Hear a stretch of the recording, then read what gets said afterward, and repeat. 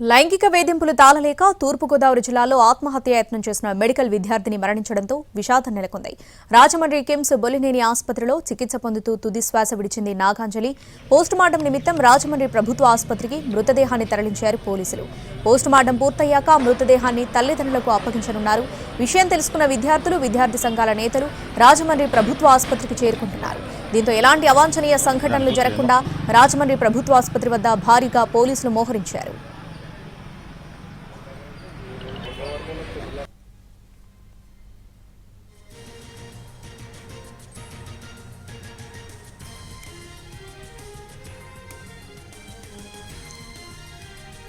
దీపక్ లైంగిక వేధింపులు తాళలేక గత నెల 23న అధిక డోసేజ్ మత్తింజెక్షన్ తీసుకుంది నాగాంజలి. అప్పటి నుంచి కిమ్స్ ఆసుపత్రిలో చికిత్స పొందుతుంది. 12 రోజులుగా వెంటిలేటర్పై మృత్యుతో పోరాడి ఓడిపోయింది. ఈ తెల్లవారుజామున నాగాంజలి మృతి చెందినట్లు ప్రకటించారు కిమ్స్ బొలినేని వైద్యులు.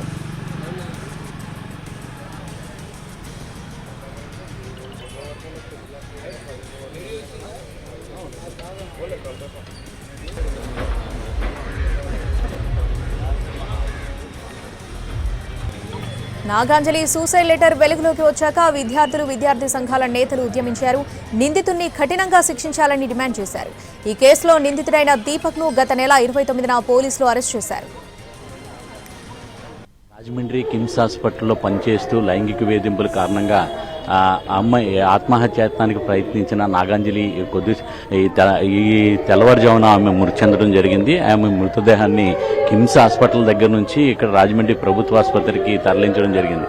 అలాగే నాగాంజలి తల్లిదండ్రులకు మద్దతుగా కూడా విద్యార్థులు, రాజకీయ పార్టీల నేతలు కూడా అందరూ కూడా మద్దతు తెలియజేయడం జరిగింది. అయితే నిందితులు దీపక్ను కఠినంగా శిక్షించాలని చెప్పేసి ప్రధానంగా నాగాంజలి యొక్క తండ్రులు అయితే డిమాండ్ చేయడం జరుగుతున్నది. 2 రోజుల క్రితం మాజీ సీఎం వైఎస్ జగన్ కూడా వీళ్ళ తల్లిదండ్రులు కూడా కలిశారు. అయితే తల్లిదండ్రులు ఉన్నారు. అమ్మ మీకు ఎప్పుడు చెప్పారు అమ్మాయి చనిపోయిందని? 1:30కి చెప్పారు. 1:30కి. మా పాపే మాకు లేదు, మాకు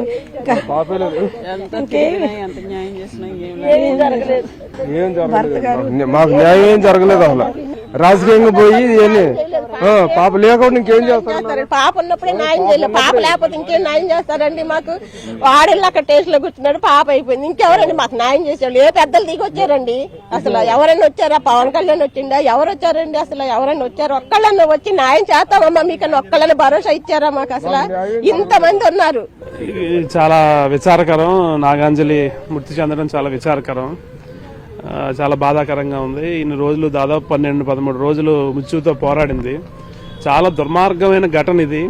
ఇట్లాంటి దుర్మార్గమైన ఘటనకు పాల్పడ్డవాడిని కఠినంగా శిక్షించాలని చెప్పని మేము డిమాండ్ చేస్తున్నాం. ముఖ్యంగా హాస్పిటల్ యాజమాన్యం కూడా చాలా బాధ్యతారాహిత్యంగా వ్యవహరించారు. హాస్పిటల్ యాజమాన్యం బాధ్యతగా ఏమాత్రం బాధ్యతగా వ్యవహరించున్నా సరే ఇట్లాంటి జరుగుండేవి కాదనేటువంటిది నేను అభిప్రాయపడుతున్నాను.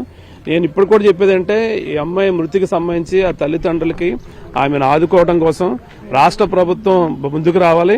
అట్టనే హాస్పిటల్ యాజమాన్యం కూడా ముందుకు రావాలి. ఆ కుటుంబానికి నష్టపరిహారం ప్రకటించాలి. హాస్పిటల్ యాజమాన్యం ప్రకటించాలి, ప్రభుత్వం ప్రకటించాలి. రాష్ట్ర హోంమంత్రి దీని మీద స్పందించాలని చెప్పని, ముఖ్యమంత్రి స్పందించాలని చెప్పని మేము కోరుతున్నాం. ఈరోజు ఈ ఘటన చాలా బాధాకరమైనది. అమ్మాయి మృత్యుతో పోరాడి ఈ రోజు మరణించడం అనేది నిజంగా చాలా తీవ్రమైన, ఆ కుటుంబానికి నిజంగా వేదన కలిగించే విషయము. తల్లిదండ్రులని వాళ్ళని చూస్తా ఉన్నాము. ఏం చేసినా ఎంత చేసినా అమ్మాయిని అయితే తీసుకుని రాలేము, కానీ ఆ అమ్మాయి మృతికి కారణమైన వాడిని మాత్రం కఠినంగా శిక్షించాలనేది మొదటి నుంచి ఐదుగా డిమాండ్ చేస్తా ఉన్నాము. అట్లాగే హాస్పిటల్ యాజమాన్యం కూడా దీనికి బాధ్యత వహించాలి. ఈ రోజు వరకు కూడా ఆ దీపక్ ని ఉద్యోగం నుంచి తీస్తామని గానీ, ఆ దీపక్ ఎవరు ఏంటనేది గానీ హాస్పిటల్ యాజమాన్యం ఈ ఇన్సిడెంట్ కి మేము పూర్తి బాధ్యత వహిస్తాము అనేది చెప్పినట్లుగా ఎక్కడ రాలేదు. ఈ ఇన్సిడెంట్ కి పూర్తి బాధ్యత బొలినేని యాజమాన్యం తీసుకోవాలి. ఆ దీపక్ ని ఉద్యోగం నుంచి వాడిని ఎలాగో అరెస్ట్ చేశారు, కఠినమైన శిక్ష పడాలి.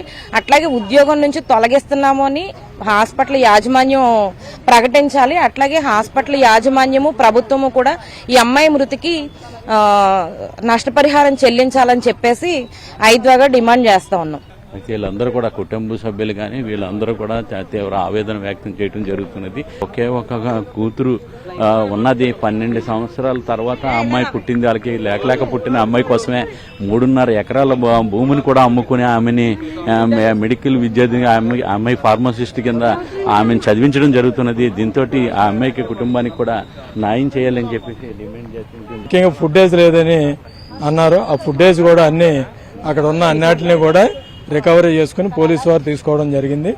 ఖచ్చితంగా పాపకి న్యాయం జరుగుతుంది. ఈ విషయాన్ని ఇక్కడ కాదు, ఇది హోమ్ మినిస్టర్ గారు ప్రతిరోజు కూడా పోలీస్ డిపార్ట్మెంట్కి చెప్పడం జరిగింది. అలాగే వైద్యం విషయానికి వచ్చినప్పుడు ఒక 6 డాక్టర్స్తో కూడుకున్న ఒక కమిటీ నోట్ వేసి నిన్నటి వరకు కూడా వాళ్ళ ఆధ్వర్యంలోనే వైద్యం జరిగిందండి.